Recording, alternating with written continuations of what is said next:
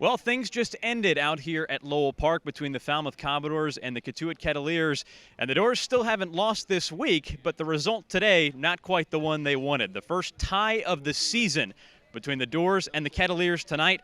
This final score 3-3. No extra innings played on the Cape this summer, so the Dores now with a record of 3-6-1.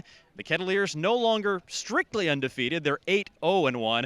Carter Bainbridge along with Logan Soforenko with you, and welcome to Closing the Door. So Logan, the Dores tonight didn't quite get the power out of the bats that they had against Chatham last night, but in the top of the eighth inning, it sure looked like they had enough. Well, the first run that scored on this game for the Falmouth Commodores was on a Cotuit Kettleers error, and then in that eighth inning, Braden Taylor broke the score, or the 1-1 tie, to deliver what was a 2-1 lead at the time. They would go on top 3-1, but then just like at the beginning of the game, we also saw Grayson Hitt give up an unearned run.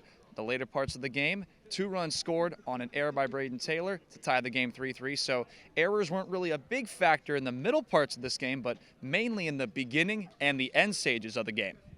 Well, the Dores came in today leading the Cape League in errors committed. They had a relatively clean game defensively tonight, but not mistake-free baseball. I mean, you just got to look at it at a perspective of complete baseball. We've seen this a lot with the bats. They go hot for a couple of innings. We saw it against Chatham last week. We even saw it at Chatham last night where they got some runs within the span of the same couple of innings, and then they go cold for a little bit. Not many strikeouts tonight. Got to give credit to working up the counts. 3-2 again, getting some good looks. Braden Taylor worked a 3-2 count, got just a clean single, but like you said, the errors still a little bit of a problem, but the big thing that the Commodores need to take advantage of is utilizing the same trends throughout the entire game.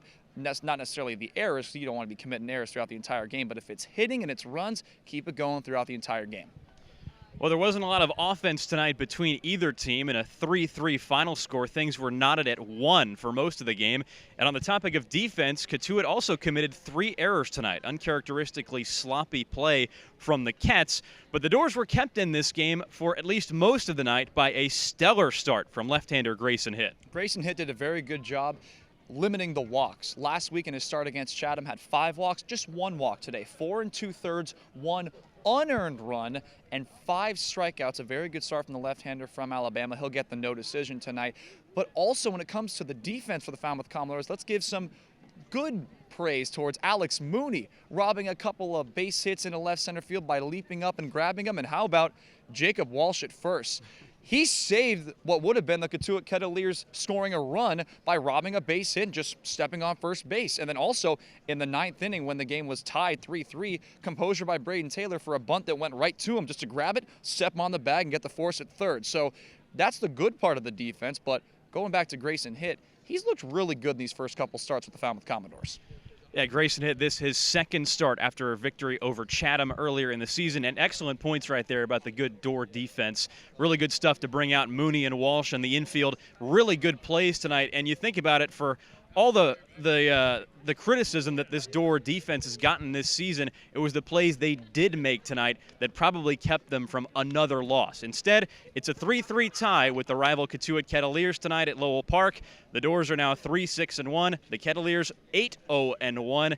And the Dores will be back next time as we take a road trip to Brewster in 2 days. But for now, it's time to sign off. Carter Bainbridge along with Logan Soforenko. This has been Closing the Door, and good night.